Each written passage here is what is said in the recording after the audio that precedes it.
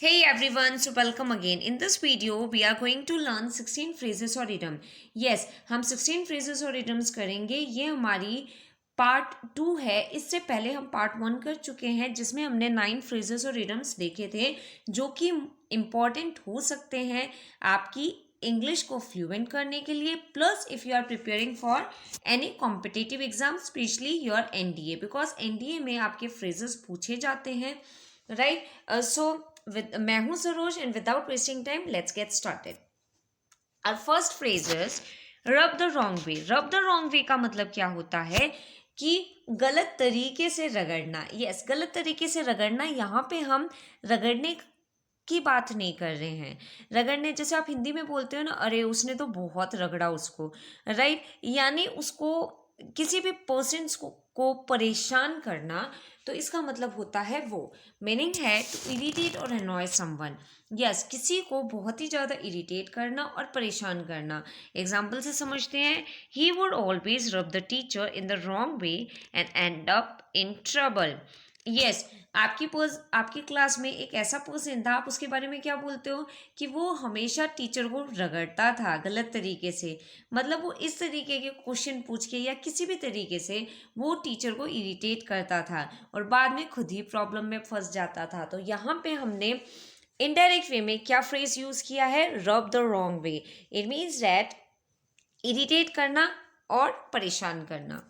Next is a penny for your thought. Penny का मतलब होता है पैसा. यहाँ पे क्या आप ये कहना चाहते हो कि आपके विचार का एक पैसा? नहीं, यहाँ पे इसका मतलब है tell me what you are thinking. यानी एक डायरेक्ट वे है ये पूछने का, ये बोलने का कि बताओ मुझे तुम क्या सोच रहे हो, राइट. एक एग्जाम्पल से समझते हैं. आप दो फ्रेंड्स हैं, A and B.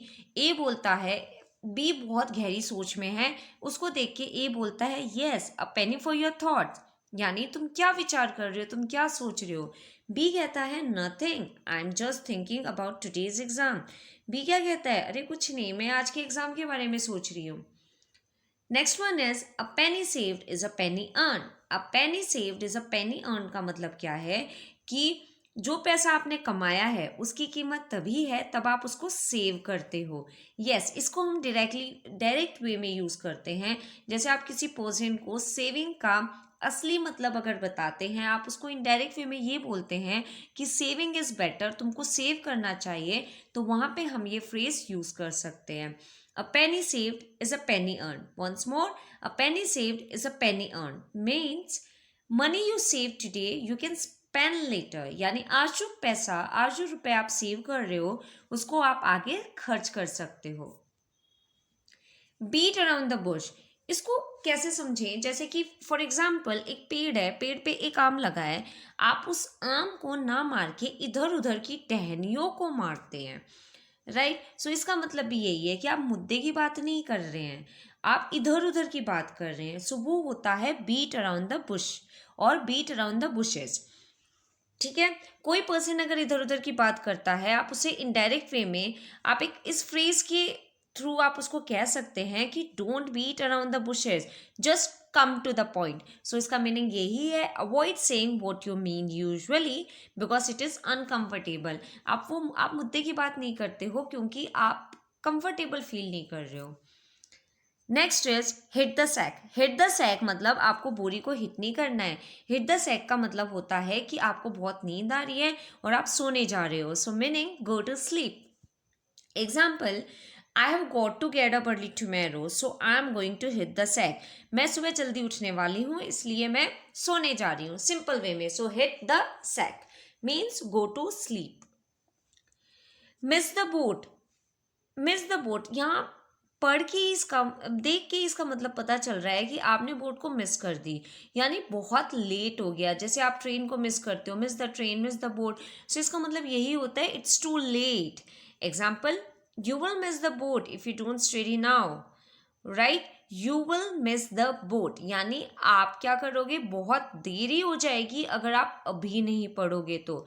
So this is miss the boat means it's too late. ठीक है, बहुत लेट हो गया है या बहुत लेट हो चुका है. So for so good. इसको हम उसके लिए भी कह सकते हैं। फॉर एग्जाम्पल, अगर आपसे कोई पूछता है आपके काम के बारे में कि how is your work going, right, going on, यानी आपका काम कैसा चल रहा है, तो आप कैसे बोल सकते हो, या how are you up to now. So आप उसकी जगह पे ये बोल सकते हो things are going well so far, यानी चीज़ें अभी तक अच्छी चल रही हैं। So far so good. किसी ने आपसे पूछा how are you, yes, so far so good. How is your work going on, specially हम इसको वर्क के बारे में यूज़ करते हैं। How is your work going on, how is everything going on, सब कुछ कैसे चल रहा है, आपका काम कैसे चल रहा है, तो आप कह सकते हो so for so good. How is your life, life कैसी चल रही है, so for so good. So है ना interesting, right. Next one is bite the bullet. यहाँ पे मैंने इसका हिंदी मीनिंग भी दिया है, बिकॉज इसका मतलब ये होता है कि मजबूरी को स्वीकार करना, यानी आप कंपल्शन में किसी भी चीज़ को क्या करते हैं, उसको स्वीकार करते हो। So because bite the bullet meaning से आपको पता चल रहा है कि बुलेट, अब बुलेट को आप बाइट कब करोगे, तब मजबूरी होगी। So same thing meaning to get something over with because it is inevitable, यानी किसी चीज़ को राइट इसीलिए स्वीकार करना क्योंकि वो मजबूरी हो जाती है, आपका वो ज़रूरी हो जाता है। सो एग्जाम्पल से समझते हैं। She has to learn to bite the bullet and face her fears of flying, यानी उसको क्या करना पड़ेगा, अपनी मजबूरी को स्वीकारना पड़ेगा, और उसका जो फियर है फ्लाई का, ठीक है, उड़ने से जो उसको डर लगता है, उसको उसको फेस करना पड़ेगा। Next one is under the weather. Under the weather का मतलब होता है कि आप बीमार हो, इसका मतलब ही सिक होता है। इसको भी हम डायरेक्ट वे में यूज़ करते हैं। For example, I did not go to work today as I was feeling a bit under the weather. Okay, so example हमने यहाँ पे पास्ट में लिया है कि I did not go to work today as I was feeling a bit under the weather, यानी मैं आज काम पे नहीं गई क्योंकि मुझे लग रहा था कि मैं बीमार हूँ, राइट, क्योंकि मुझे अच्छा नहीं लग रहा था, मैं बीमार थी। सो सिंपल वे है इसको कहने का कि I was sick. So under the weather. Your guess is good as mine. कोई आपसे एडवाइस पूछता है और आप ये बोलने की बजाय कि मुझे नहीं पता है, आई हैव नो आइडिया, आप ये बोल सकते हो your guess is good as mine. Yes, है ना इंटरेस्टिंग। इसका मतलब ही ये होता है कि I don't know, I have no idea. आपसे किसी ने कोई सजेशन पूछा and instead of saying sorry I don't know, आप ये इंटरेस्टिंग फ्रेज जो है यूज कर सकते हैं, that is your guess is good as mine. A bird in the hand is worth two in the bush. आपके हाथ में अगर एक बर्ड है और पेड़ पे दो बर्ड बैठे हैं, तो कौन सा बेटर है। टहनी पे दो बर्ड बैठे हैं, आपके हाथ में एक बर्ड है, तो आपके हाथ में तो एक ही है ना। यस, सो वो जो एक है वो बेटर है उन दो से जो पेड़ पर है। सो इसका मैंने हिंदी मीनिंग भी दिया है, उपलब्ध चीज अन उपलब्ध चीजों से अधिक मूल्यवान है। यहाँ हिंदी में थोड़ी सी मिस्टेक हो गई है, so please try to understand. Next, इसका मीनिंग क्या है, what you have is worth more than what you might have later, यानी आज जो आपके पास है वो बेटर है उन चीज़ों से जो आपके पास कल होगा, बिकॉज हमें नहीं पता कि कल हमारे पास क्या होगा क्या नहीं होगा। तो उनके बारे में सोचने से अच्छा है कि आप उस चीज़ों को एंजॉय करो जो आपके पास है। So that is a bird in the hand is worth two in the bush. अगर कोई पर्सन, आपका फ्रेंड जो है वो सेटिस्फाई नहीं, हमेशा कंप्लेन कर रहा है, या मेरे पास तो ये है, मुझे ये चाहिए वो चाहिए, तो आप उसको ये एडवाइस के फॉर्म में कह सकते हो, a bird in the hand is worth two in the bush, right. Next one is don't give up your day job. आपसे कोई पूछता है, वो गाने में बहुत ही बेकार है, सिंगिंग में बहुत ही बेकार है, लेकिन वो आपके सामने सिंग करता है और वो ये बोलता है कि ना हाँ, अब बताओ कि मैं कैसा गा रहा हूँ या मेरी सिंगिंग कैसी है, तो आप ये, अब आप उससे कैसे कहेंगे कि नहीं आपकी सिंगिंग अच्छी नहीं है, राइट। तो उसकी जगह आप ये कह सकते हैं don't give up your day job. It means that you are not very good at this. इसका मतलब ही यही होता है कि you are not very good at this, आप इसमें अच्छे नहीं हो। सो नेक्स्ट टाइम से अगर कोई आपसे पूछे कि यस हाउ इज दिस, यानी ये कैसा है या मेरा वर्क कैसा है, जो भी वो दिखाता है, and that person is not really good in that thing, so आप उसको डायरेक्टली ये कह सकते हो, don't give up your day job. Next is don't count your chicken before they hatch. Don't count your chicken before they hatch. Hindi में शायद आपने सुना होगा ख्याली पुलाव पकाना. राइट, आपके पास कोई चीज़ आई नहीं है और आप सोचते हो कि हाँ मैं उसके बाद ये करूँगा, ये करूँगा, ये हो जाएगा, वो हो जाएगा, मैं एनडीए एग्ज़ाम क्रैक करूँगा. अभी आपने क्रैक नहीं किया है, मैं ऑफिसर बन जाऊँगा, ये हो जाएगा, मेरी पोस्टिंग आएगी, मैं उधर जाऊँगा, इधर जाऊँगा, लोग खुश होंगे, पेरेंट्स खुश होंगे. सो this is don't count your chicken before they hatch. पहले पढ़ाई तो कर लो.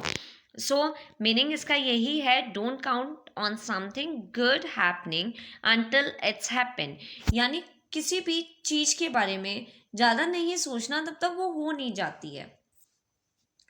It's raining cats and dogs, ये आई थिंक कि आपने ये सुना होगा.